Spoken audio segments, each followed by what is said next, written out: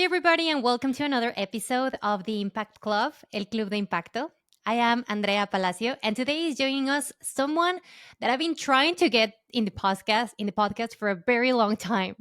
She's someone that I personally and professionally admire, and I have the privilege to often pick up her brain.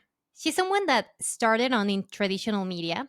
She built a name for herself as a radio broadcaster and TV host in some of the most important media outlets here in Canada, which led her to become a multiple award winning journalist. After that, she decided to switch her life and from scratch build a very successful DIY blog, which she later sold to pursue a new path. She would build what would become one of the new media podcast specialized leading companies in Canada, Story Studio Network, which I'm proud to say I'm part of.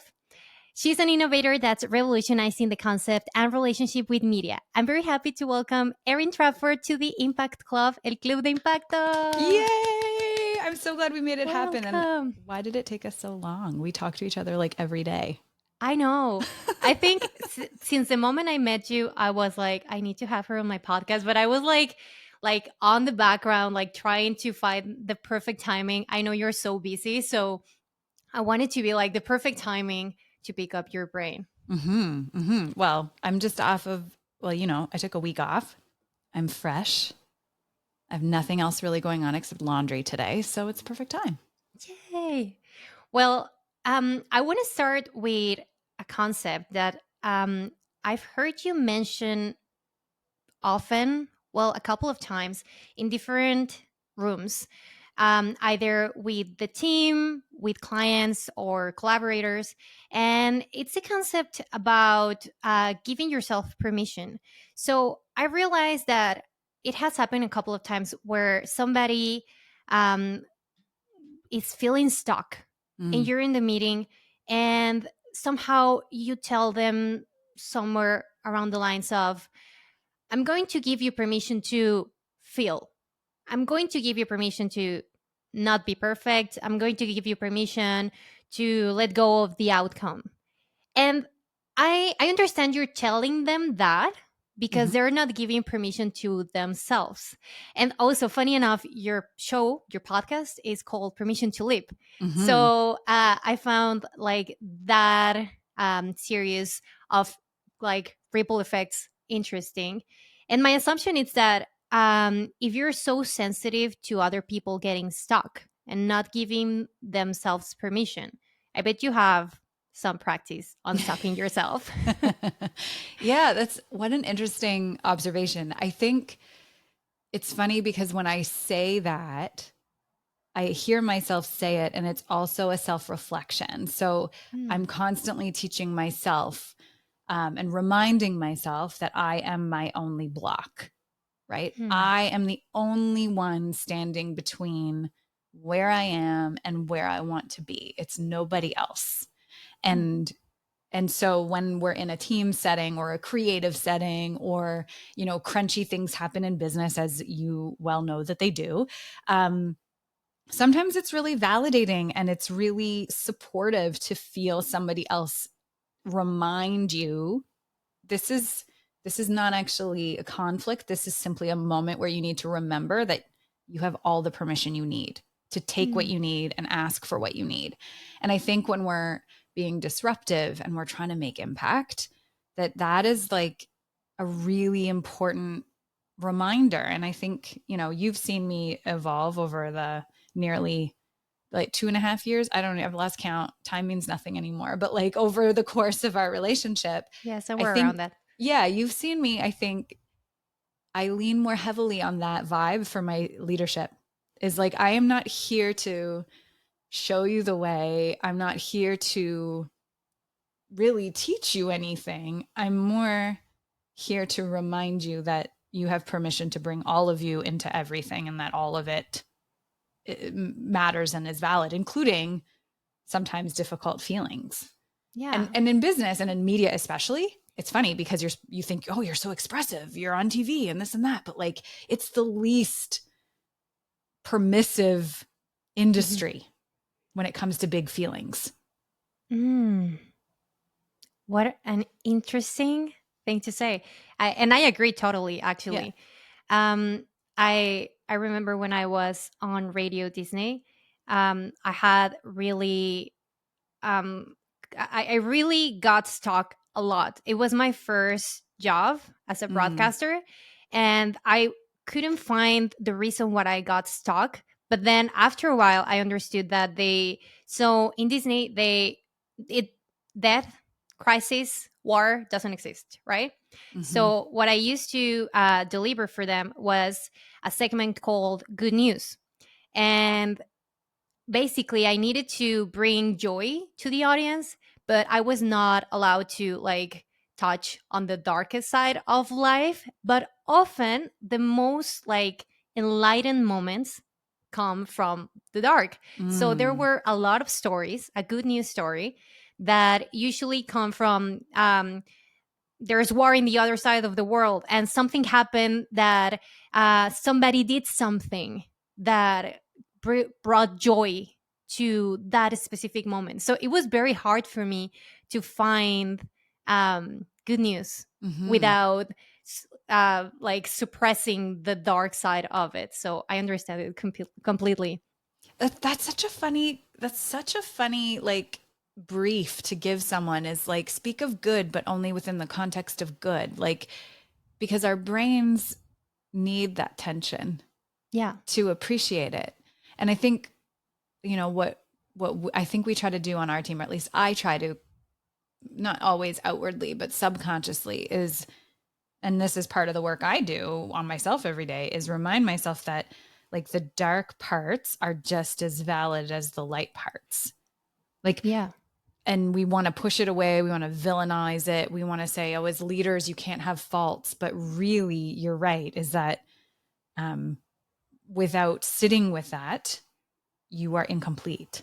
Hmm. And I think that the new creator, if we're talking about the creative industries and new media and podcasting and all that kind of thing, I think if you really look objectively at who's being successful, they're the kind of creators who allow all parts of themselves to be present. It doesn't mean it's not Hmm. curated. It doesn't mean it's not intentional. It doesn't mean it's like, airing dirty laundry, but they show up as complete versions of themselves. And, you know, now that we're into a more corporate space with Story Studio Network, it's really fun to see people's reactions, especially in storyboard sessions, which you're in all of them, when we invite these clients who typically are kind of like, well, we can only be in this lane. And when you say, but Hmm. what if you just like blurred that line a little bit? Hmm. And what if you just let a little bit of that edge come into the story? Or that, what if you evoked a little bit of a feeling that you've never allowed people to feel before? And I think 100% of the time, the client softens and they think, oh, that would make it so much better if we let people have more curiosity, if we let people experience anger in listening to content, right? So, yeah, it's so interesting when we're like, we don't like the dark, but that's a lie. We do. We need it. We Yeah. need it. We need to give ourselves permission to step into the dark as well. Yes, 100%. And I think like one of the main things that I am curious about you, sorry, is that you've changed your professional direction a few times. Even Yeah. though everything you've done has been very successful, you changed the direction, and I really admire that because I feel like the ability to walk away from something and start from scratch, I feel like that's something that's very admirable because sometimes when you already have built success, it's very scary to follow your intuition if it's taking you somewhere else. Can you talk a little bit about that? Yeah. I So it's funny that you should say that, because I had this conversation with someone I met over the last week while I was on retreat, and I said to her that I am very conscious that that's my pattern, but I think what I Mm, do is I always build in the background. So mm, as soon as I start to build something and it starts to be successful, and I'll take the blog business as a perfect example because it's one and done. So I got, it's like a little case study, is that I was still working in the newsroom when I started it, and my career was going great. Everything was quote unquote awesome. Wasn't On the really. outside. I was miserable, but like Yeah. it was working. I was making money. I was doing cool stuff. And I started to build the blog on the background. And then I hit a tipping point where the blog started to get to become considerably more work. And what I started to do was tap into the energy of, on the weekends, what was I spending most of my time doing? I was getting up at the crack of dawn to write blog posts. I was taking extra workshops to learn about Pinterest. I was buying, 300-page guidebooks on SEO. And all of a sudden it started to consume all of the extra oxygen in my life. And that was an indication to me of an energetic decision that my body and my soul had already made. So it's about, here's the thing of it. When you're a creative, I think this is a good percentage of us, is that our bodies and our souls, if you want to use that kind of terminology, decide before our mind realizes. So my body was already there. I was filling up all my time. I was doing all this stuff. And then one day my mind, woke up and said, this is what you're supposed to be doing. And at that point, I'd already built a solid base. It was making money. It was making, enough to sustain me. So I was able to quit the other thing and go all in on the blog. Now, what ended up happening with the blog is over the course of, I would say about 6 years, I started to realize about halfway that I had the blog thing figured out. I started to hire subcontractors and delegate stuff that I didn't like doing. And all of a sudden, the rest of my time started filling up with other things. I started to coach. And I won't use the term coach with a large C, a small c. I started to teach people how to do what I was doing. I started to go back and do bigger projects with larger brand partners and do more national media. And that started to take up more time. And again, my body and my soul was saying, Erin, there's something here that you really enjoy, working on bigger projects with more impact. The moment my mind realized, I put the blog on the market and I sold it. So long way of answering your question is like, yes, it does appear that I'm pivoting constantly and starting from scratch, but I'm not really ever starting from scratch. I typically don't jump without having some sense of what I think it's going to end up being. I don't jump blindly, but I do leap boldly, which distinction there. I love that. Yeah. And on that, I want to ask you a very vulnerable question for me that it's like sort of asking for advisement. Yeah. And it's sort of I love the media too, but I always and my energy, my spirit, my body, everything asked me to leave there and to start something else.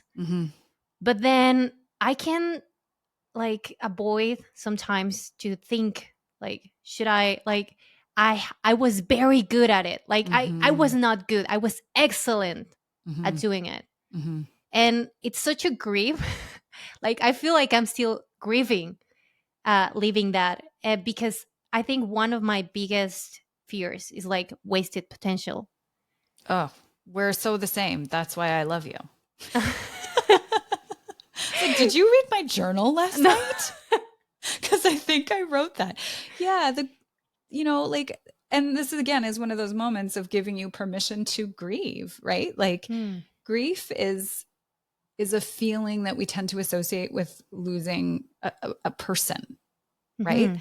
A person dies and we grieve them. And the size of the grief is equal to the size of the love, right? But it doesn't shrink the love. The grief just kind of seeps in, right? There's this just constant kind of ebb and flow of these feelings of loss and unfamiliarity. But I had the same experience when I had to walk away from the newsroom because I, like you, was a rock star. I loved it. It was my flow state. But then, everything in my body, I was, 30, how old was I? 33. And I had 3 surgeries in 1 year when I was within a 16-month period. Surgeries, and I'd never been sick a day in my life, and I had to have 3 emergency surgeries. So I was physically pushing that away. And so I'll tell you this as advice: the grief doesn't ever leave. It'll always be there, but it's okay that it's there, because I think what that grief is a reminder of is you knowing how good you are, and you knowing how worthy you are, and you knowing how capable you are, which is truly what you're grieving. You're not grieving the baloney and the corporate and the, bureaucracy and all. You're not grieving that. You're grieving the space where for a few minutes a day, you felt limitless. And so when I go through those moments too, I mean, in the last 10 years, there have been many times when I've been offered jobs and I've had to really dig deep and say no. Because, and instead what I choose to do is create an environment where I can cultivate that feeling again. Can you talk a little bit more about that? Like, how do you build that environment? I think what we're doing now with SSN, I mean, part of what I loved about being in a news environment was, I like being the first to know things because I'm nosy. I like that. I liked the adrenaline rush. I liked just the creative, this like elation, this overjoyed feeling of creating something and then putting it out into the world and then seeing the impact come back. People on the street recognizing you, the ratings going up, Twitter feeds, all those things of people, like realizing that it's a conversation. And I think what we're doing slowly, we're having to educate, and there's a lot of work involved. It's very different, but I think we're creating that again, where we're, and talk about starting from scratch. We're starting from scratch with SSN, right? So we're creating an environment where we get to take nothing, turn it into something, put it into the world, and let the world attach the meaning to it. And it's so vulnerable and it's so exciting. It's the same work. It's just in a different way. And so that's been my reminder, is like, I can move through this grief knowing that what I'm doing is in integrity with what I think we're really good at.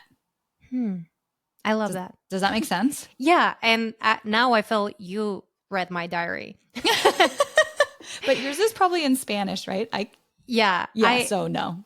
I do have moments. I sometimes dream in English. It's interesting. I've worked so hard. Like you know this about journalism. Like you need to be very clean on your grammar, your spelling. So I worked so hard to have like a perfect Spanish grammar. Yeah. And now my brain, it's like trying to mix everything. But I mean, that's the way it is. I'm trying to keep like I don't know, if it makes sense, like my 2 brains, like the Spanish brain and the English brain separately. Yeah. So I can, like, I would try so hard not to speak Spanglish. So my brain reminds all the words in Spanish. No, see, now I am like struggling with my words. You're all mixed up. Yeah. Erin, you are one of the most creative persons I know. You've pushed me to have brain babies that I was not aware I was capable of. How are we going to feed all the brain babies? I have no idea. I feel like sometimes I feel drained after having a brain baby. But I'm curious, what inspires your creativity the most right now? What inspires my creativity? Well, I'll tell you, like, my routine. It's funny because I will acknowledge I'm quite creative. My husband is very patient. He can tell, we've been married long enough now that he can tell when I'm on the edge of needing to be creative. And ever since I was a tiny, tiny, tiny child, it will come out of me in like a fit. Like I can't stop. Like I'll have to sit down and get it out. Like almost like you enter into labor. Precisely. Yes, which I've done twice, and it's very similar, not as painful. Not as painful, but the payoff can often be as beautiful. And so that's how I do. It's like it gestates and then it just decides to come out. So that's how it works for me. And if I'm not in that zone of readiness, it will be hard. So part of what I've had to learn to do as a creative is to answer your question, is cultivate an environment that lets me access that readiness more easily. So things that take me away from being ready to create are like doing the accounting. So, I usually block time to do it. And then I will accounting and emails and all that administrative stuff. And then I'll go do something physical and I'll get back into my body. So I'll go for a run, I'll do yoga, I'll just have a shower, like I'll do something, walk the dog, come back, and then I usually can create. And the other thing that I do is I try to stay very, very, very grounded. So kind of back to your original question of like, how do you sit with the dark? I try, and I would say 99% of the time I'm successful. I get up before the sunrise, even on the weekends, because I want to sit in the dark at the beginning of the day and remind myself that every day begins in the dark. Every day begins like that. And then the sun comes out and you can see things, the colors change, the shadows change. Everything looks different in the light, but it doesn't mean it's not there. It doesn't mean the tree outside my window wasn't a tree in the dark. So I work really hard on that kind of tension and that grounding in this is valid and this is valid. And how do I bring those feelings into the day? And I'll ask myself, today, where do I feel more creative? Do I feel more creative before the sunrise? Because sometimes I'll notice the sun will come up and I'll feel agitated.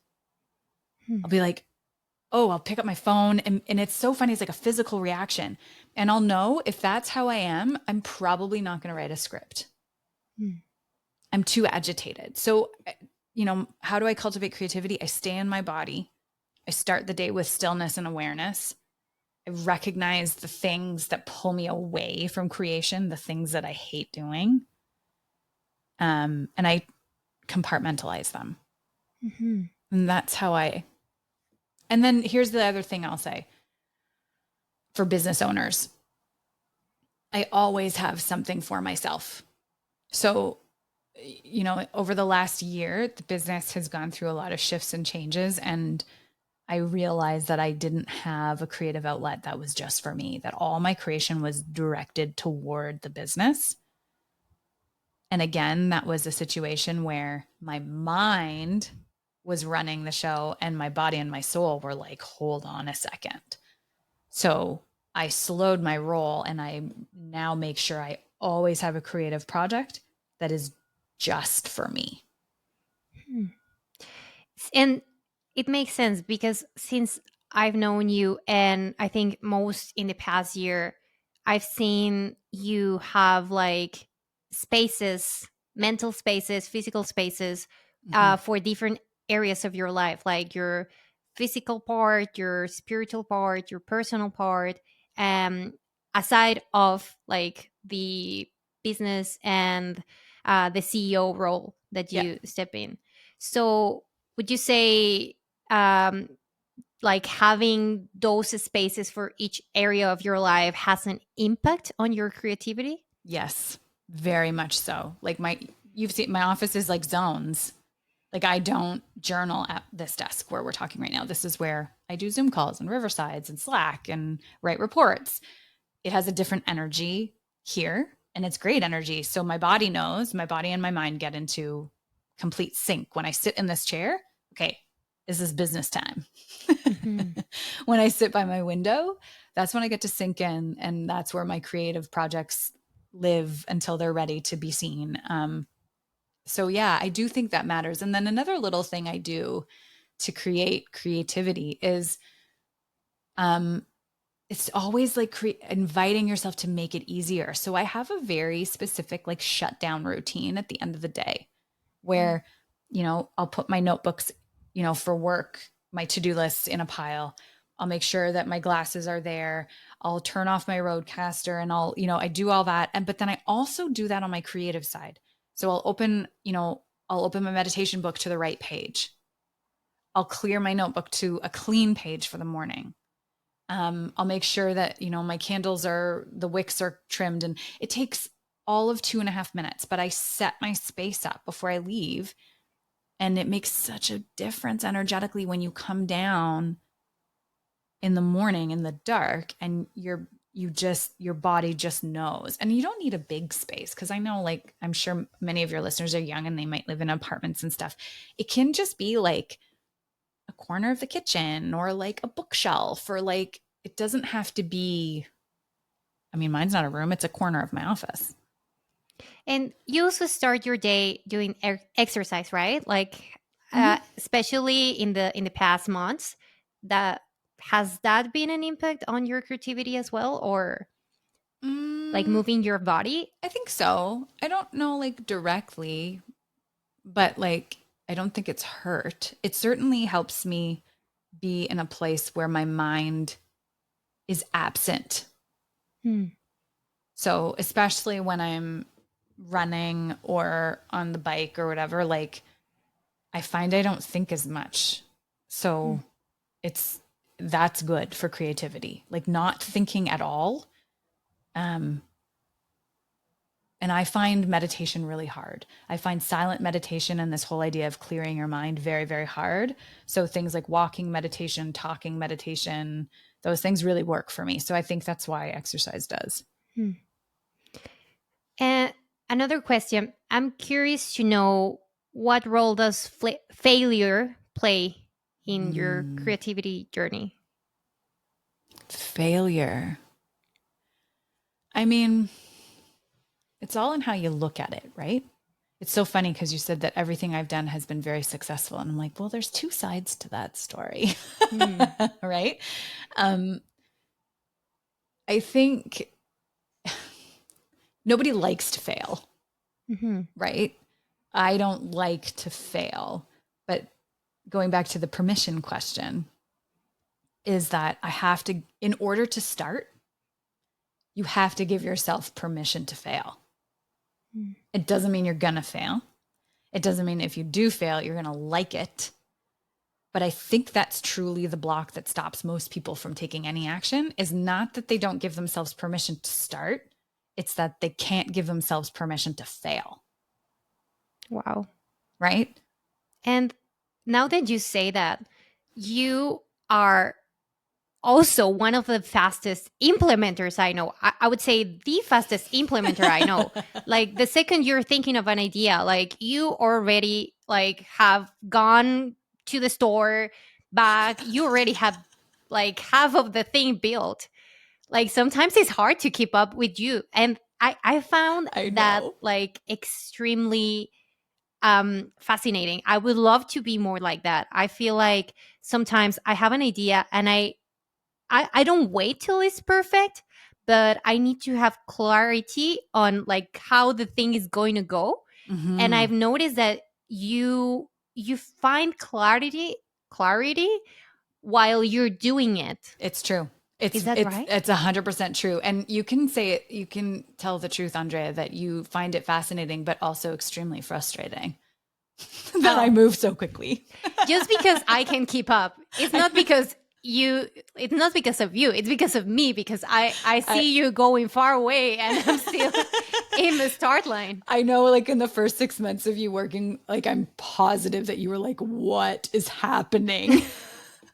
Yeah. But I know now that you know enough. Yeah. Like, you now understand the dynamic, and I've tried very, very hard to slow down. And, that's been a learning for me. But, yeah, the whole idea of, perfect example of last night where we got a last minute request from a partner agency, and they were seeking, they wanted us to articulate our project in a way that we wouldn't normally. And it wasn't invalid. It was actually a great idea. But we didn't, and Jamie, who's our operations queen, and I were slacking about it. I said, okay, we're going to give ourselves an hour to figure out how we're going to get to the other side. And she's more like you, where she's like, but what are they asking for? And like, what do they need? And I said, I just start with, what do I know? And so I opened up a Google Doc and I stream of consciousness, and it turned into a blend of italicized writing and bolded and rounded up mathematics and highlights and this and that. And then I said, and she's slacking me saying, okay, well, what if we tackled it this way? And I said, hold on. I said, brain baby incoming. And I sent her the sheet. Now she's been with me about twice as long as you have. So she really speaks my language. But even Jamie looked at it and said, this isn't for the client, right? I said, no, that's my stream of consciousness. But by the end of that 2 pages, we had figured out exactly how to articulate the problem. And I said, that was me capturing how I find clarity by moving through the problem. And, here's what we know. Here are the metrics we have. If we slice it this way, this is what it looks like. That doesn't look quite right. So what if we did it this way? And then that starts to look more right now. What if we consider this? And we just keep moving through the problem. And we learned this. Were you with us at Radio Days that year? I don't think you were, but we took a session with a guy from Australia, and it was about creative problem solving. And I think it's funny because I realized I probably do what he suggested without realizing it, but he put it really interestingly, is that the team, and in that case, he was talking about a promotions team, but the person, the individual who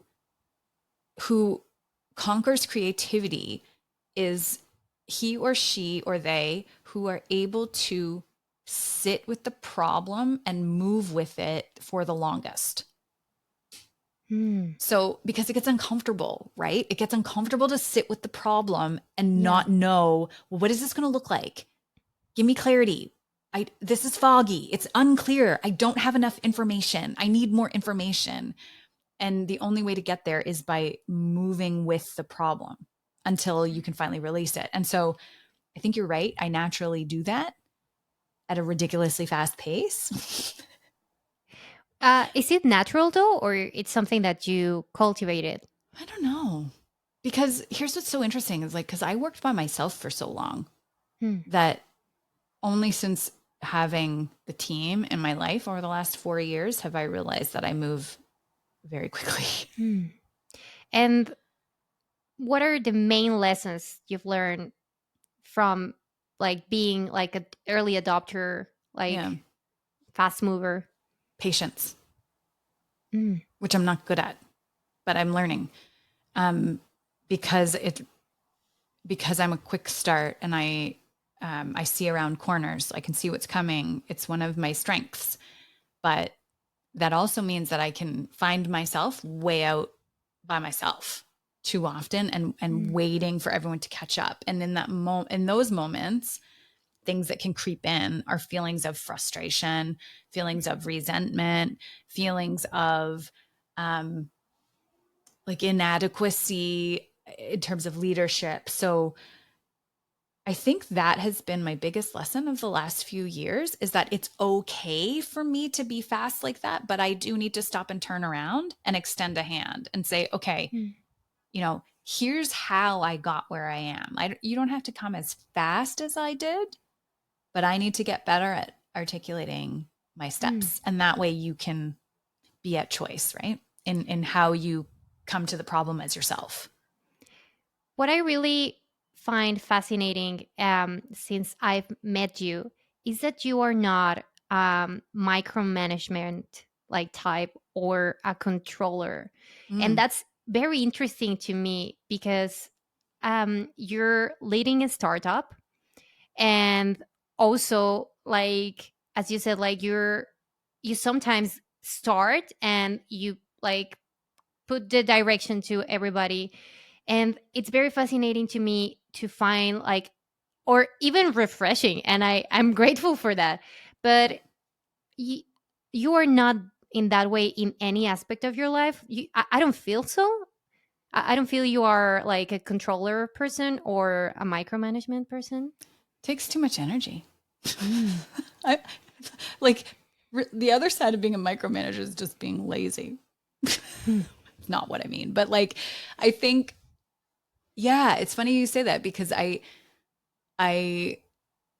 come into the room reminding myself that I am probably not the smartest person in the room, and trusting that the people that I brought into the room are all here because I firmly believe they contribute brilliance.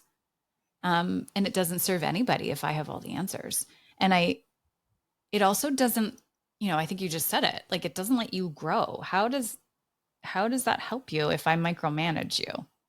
Right? Mm-hmm. Like, it's my job to give you permission to feel like it's okay for you to ask a question, feel like it's okay to fail, feel like there's a support system there for you, and you've never failed. Just FYI, like, failure ceases to be a thing when you give yourself permission to do it. Like, that's what's so weird. It's like one of those quantum physics things where as soon as you observe the particle, it ceases to exist, or it doesn't exist Mm-hmm. until you observe it, or whatever. It's like, that's what failure is. It only exists until you decide what it means. And then once you decide what it means, it's not a thing. And so that's how I approach our team building. Yeah. And I and can we talk a little bit more about that and leadership, because I know our audience are really interested in leadership and like new styles. And the reason I brought that up, it's because I found that very interesting, and interesting on the other side as well. Mm. Like, because what that has given me, it's the sense of trust, and the sense of like independence to manage, and flexibility, that I'm really grateful for that. Because like, I, we talked about this earlier, but we are not like just um like humans meant to work and build, Yeah. like to be in the business world. Like, Yeah. that's just one side of us. Yep. And to have like that flexibility and trust, I think it gives me even more, what's the word, like responsibility. It's what comes with it. It's not Mm-hmm. necessarily like, oh, I get to do whatever I want, whatever I want it. It's more Mm-hmm. like, oh, okay, so it's somebody that's trusting me, and then it's giving me the flexibility and the pieces to build this together. So then there's a bigger responsibility, a sense of responsibility that comes from that. Is that Maybe, something planned, or? well, I think really my expectation, this sounds like a performance review. It's like, Andrea, this is my expectation of you. But like, to be honest, my expectation, and this is for myself too, of everybody that we work with, is that I want you to be a, a full human. I don't want to feel at any point that you're working for our company or doing the work that we do diminishes your ability to be full in the other areas of your life. And I trust that when you are being responsible and aligned, so you're finding time, you can just make it really simple. You're finding time to like eat lunch and go for a walk or do the treadmill or whatever the heck, do your salsa dancing, go with Miguel on the weekends to the taco stand. Like, all of those things are so important. And if you didn't do it, I would be like, what are you doing with your life, Andrea? Like, why are you up at 11 o'clock at night working on metrics reports? Like, stop. Nobody's going to die Mm-hmm. if you have a full life. And I think it is deliberate. I remind myself of that too, right? I need a full life to feel energized and creative. But it comes from, that was the shady part of the newsroom, is that we weren't allowed to have a full life. Mm-hmm. Right? Those are the parts I do not grieve. Those are the parts that I feel hurt over. That's the pain that I felt, was that job, that industry demanded a bigger piece of me than I was physically able to give it. And I never want to feel that way again.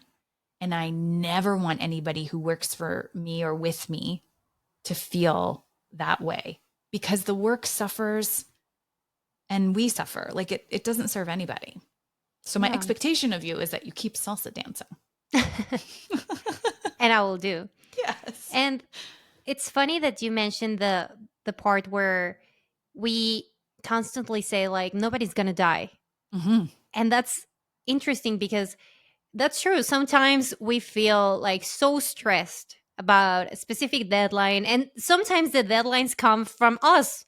Like Yeah. it's not necessarily the client's deadline, and even if it's a client's deadline, like if we're not able to complete something at a certain time because external factors, nobody's going to die. We're not saving lives. And I think it's very important to remind us Mm-hmm. that that's the case. And I can't avoid thinking about the listeners right now that may think like, well, you guys are very privileged because you work in like in your own time, like from home, you Mm-hmm. do great jobs. And but what about me? What about me? I work for a corporate job, and I don't have the time or the really like the independence Yeah. to follow that type of schedule. um what would you say to them? That's a hard one because I can feel that feeling. And I would say flip the telescope. You hear me say that a lot, right? It's like look at it from the other side. You and I don't have the safety of a corporate job. So Mhm. we have the balance is tipped in a different way, right? When you work in a startup, right now it's eat what you kill, right? Like we're hustling all the time. And the balance is, I don't work a lot of weekends, but sometimes I work a lot of weekends. And sometimes when I have to come off of a retreat vacation and into an inbox, right? It happens.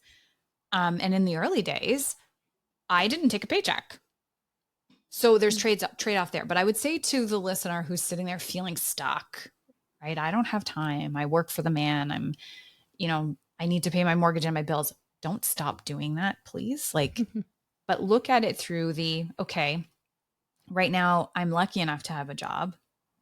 It may come with a bunch of baggage that I don't appreciate.